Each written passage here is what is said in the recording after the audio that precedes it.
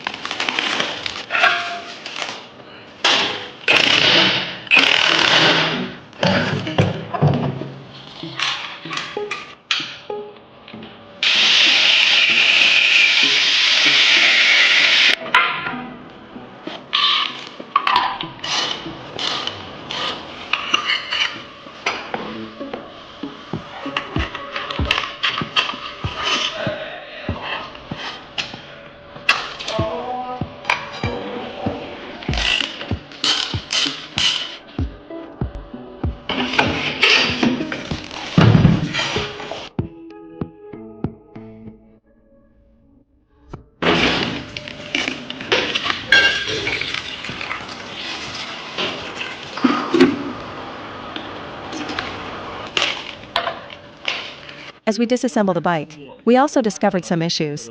Even though this bike is a very new 2022 V4S, with only around 8,000 kilometers on it, and the owner usually takes great care of it still couldn't escape this common issue of the Ducati V4, which is the oil weeping from the valve cover gasket. It's basically like the last bike we did. Everything has to be stripped down. The root cause of this issue is because the front cylinder head is too close to the exhaust and the radiator.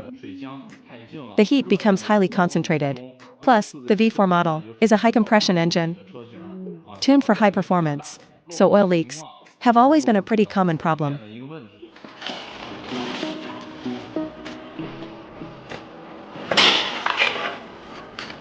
After we removed the subframe, we saw slight oil weeping on the rear cylinder too.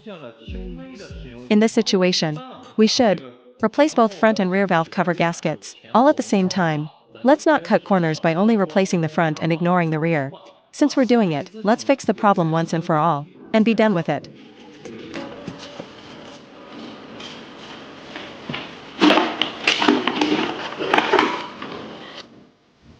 Man, these throttle bodies are filthy.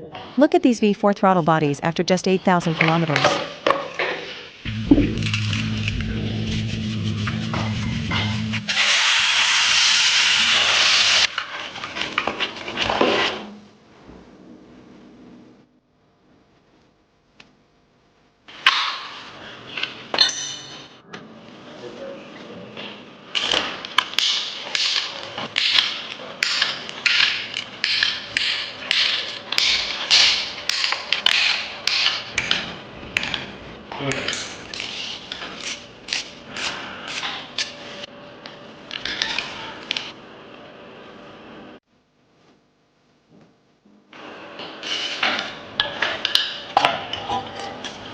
Alright guys, we have now opened the clutch cover. Once it's open, you must not skip this next step. That is to completely clean off the original sealant on the clutch cover mating surface. Make sure it's thoroughly cleaned. And while cleaning it, make sure no debris drops into the oil pan or into the engine's transmission. Let's take proper protective measures. The bottom part here is what we've cleaned. The top part still has the factory sealant. Now all the original sealant has been fully removed, completely cleaned off. Next step, we are getting ready to apply new sealant to the new clutch cover to ensure a proper seal.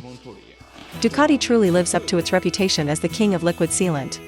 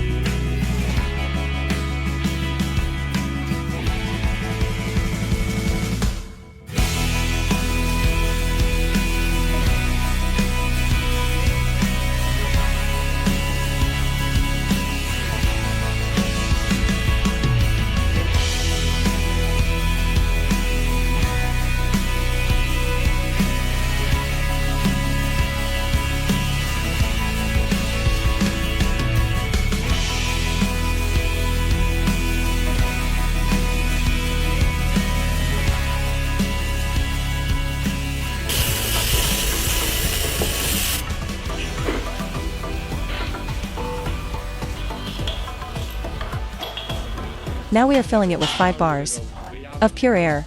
Some riders might ask, since this V4 got upgraded with shock extensions, shouldn't you charge it with high-pressure nitrogen? Unfortunately, this bike is an older model. Its shock core doesn't support nitrogen charging.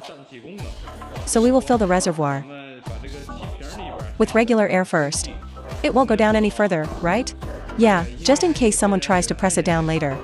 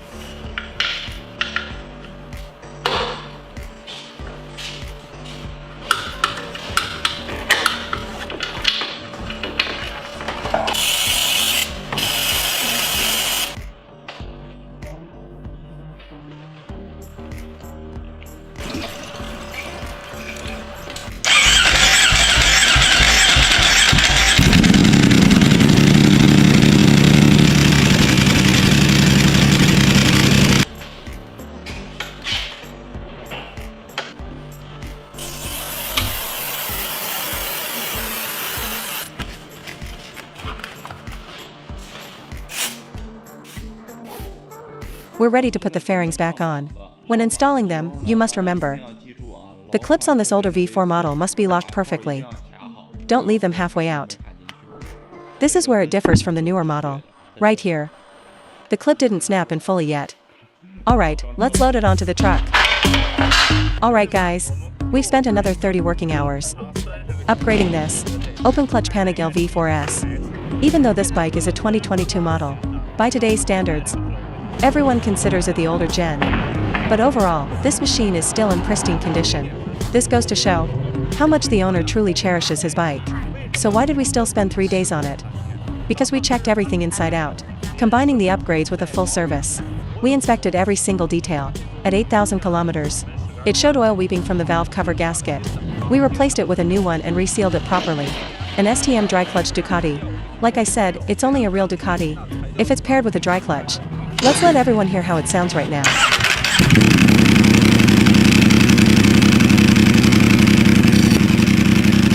A Ducati needs to have that iconic clattering rattle. It shouldn't sound like those inline fours, with their ultra-smooth, standard exhaust notes. As for the parts chosen by the owner, I think they are practical and cost-effective. He really built it to match his own style and express his own personality. For the brake rotors, he used Super Sport discs, and the whole bike is fitted with front-routing braided brake lines. For the calipers, the stock Stylemos were swapped for a pair of M400S, the newer model brake calipers. He also upgraded to a Moto Corse shock reservoir extension. It's just a pity this bike is an older model and doesn't support the nitrogen feature. If it could retain the factory nitrogen function, it would truly be absolutely perfect. The front and rear BST carbon wheels are also the biggest highlight of this bike. Many people claim that carbon wheels are fragile and whatnot. True, they aren't as resilient as aluminum alloys, but seeing how much this owner adores his bike, I'm sure he won't ride it on rough roads, nor subject it to abusive riding. His mindset is, I mod my bike purely for myself. As long as I'm happy, that's all that matters. No need to care about what others think.